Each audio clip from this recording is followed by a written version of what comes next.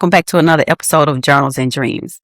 So this particular dream I was living in this mansion and I was going to be married. I was in the process of being married. So I invited people over to the mansion and it was like friends, family, some just acquaintance, some I knew just really didn't like me anyway, but I let them come. So, people were bragging about the mansion, talking about how nice it was. And then you had those that was also like, this ain't nicer than the one next door, though. How you have those people that come just to want to look anyway and see what things is like. And they was actually going to stay there because this how big it was. They were going to stay there and attend the reception the next day because I wasn't letting everybody come to the wedding.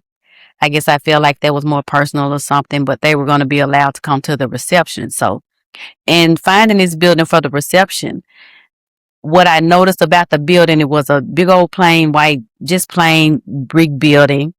I didn't like the aesthetics of it because one, it had some type of, it's like it had some type of, I know writing. I know what it was. It was some type of biblical stuff on the outside, like a scripture or something. I didn't like that. And I didn't like the fact that it was also shared with some other type of business. It just wasn't appealing. And when I went in, it was plain, basic, nothing special about it. It had just white folding chairs in there, which I was told by like some family members, we'll fix it up for you. If you get it, we'll fix it up, decorate it. I was like, okay. The next day I went back in the building and saw that nothing had been done. Nobody had decorated it. But also while I was in there, it was like this man in there. He told me he was going to murder me or something. So I started running.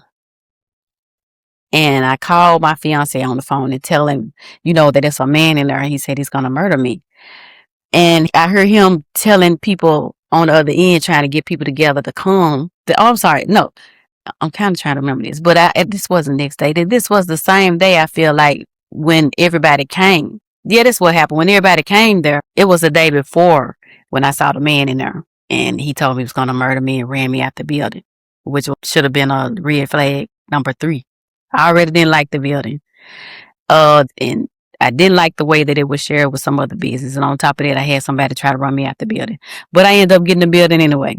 So the next day when I go in, the inside is not fixed up like they said they were going to do, which I wasn't even disappointed in that because like it's really something I shouldn't have picked. I shouldn't have picked the building anyway because it didn't match the way I was living. It's like, why would I get this building? There's something totally opposite than the way I'm living, because I could afford better, but it's like for some reason I didn't even want to do better with it. And I woke up the next day, the dream tickled me because it's like everything was shown to me to why would I do it? You shouldn't have did it. And I recognized I shouldn't have did it.